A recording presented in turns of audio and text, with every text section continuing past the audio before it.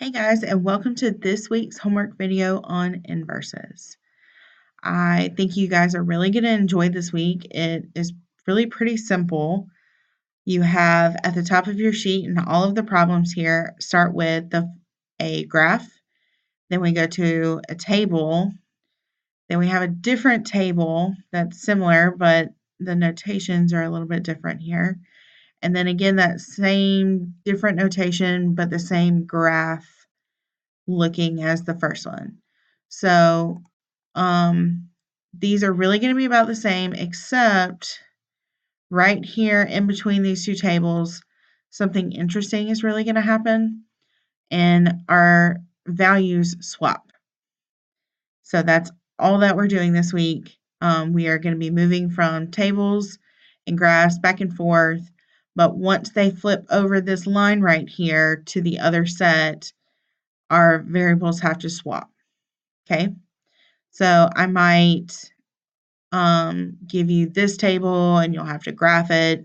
And then when you go from this table to this table, you'll need to swap your values and then graph this table. Or if I give you this graph, you'll need to plot those or pull out those points.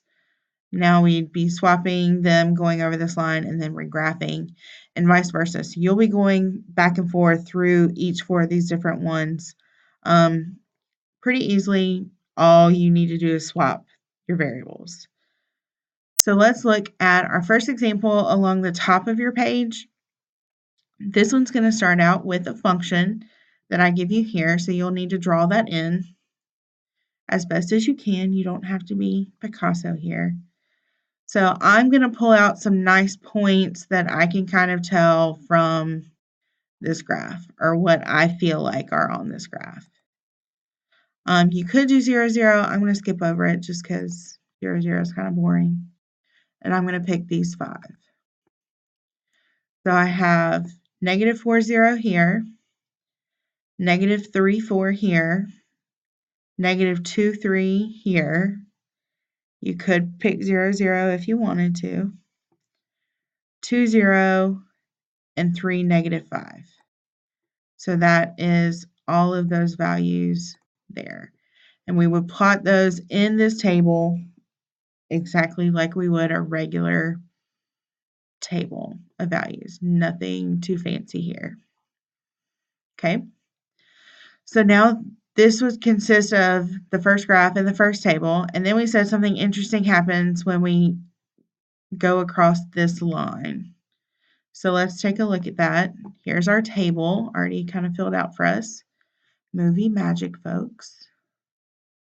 So here's that line. Now, really simple, we said that the variables swap. So kind of don't pay too much attention about the notation right now. All you need to know is literally instead of negative 4, 0, 0, negative 4. All they're doing is swapping.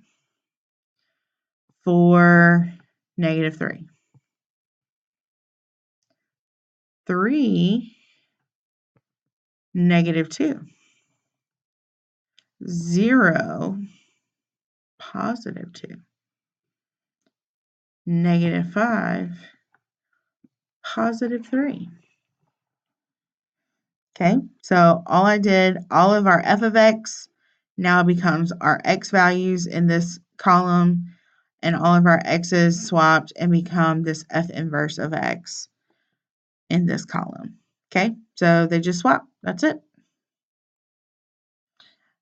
Now that we have this table, again, the same points as what we just did, now we're just going to regraph that using these table values instead of the other ones. Okay, so the first one that we're going to have 0, negative 4. So I plot that on my other graph. 4, negative 3. 3, negative 2. Not negative 1, negative 2. 0, 2 is over here. And negative 5, 3. So you can kind of follow along with that and reconnect your lines. And then remember, I know it went through 0, 0 as well. And it would look something kind of like this. Now, you don't have to be perfect about it. Obviously, mine is not the neatest, but you get the idea. So that now we're going from something that looks like this, which is really nicely computer generated for your viewing pleasure, to something that I just drew offhand. Now, I probably would try to make it look a little bit nicer, but teachers, right? That's a little bit better. Tomato, potato, just kind of draw and connect your dots as best as you can. It doesn't have to be perfect, just so that you get an idea of what's going on in the picture. So that's the first example. That's the whole problem. All you guys are doing is swapping your x and y variables. I've tried to color code it as best as I could for you guys. So again, let's say maybe one of the problems you start with the table. You would plot these points, and that would complete that one. Then you would go to your other table and swap those values and then plot those. If I gave you this graph first, you would pick out nice points, plot those just exactly as they are, the x and y. Then you could swap them the other way and then regraph those and connect those dots. Now, there is one or two examples on the sheet, I think, that don't come with the dots already connected.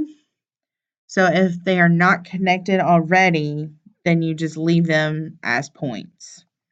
Okay, so this one was a function given with lines already on the graph, so you would reconnect the other graph. But if it's given to you just as points, then you leave them as points. Again, if you guys have any questions, please feel free to come to myself, Miss Mann, Miss Hinchman, or Miss Jennings. We would love to help you guys and help us start to get prepared for our math NCFE and the rest of our units as we finish up this quarter and this awesome semester.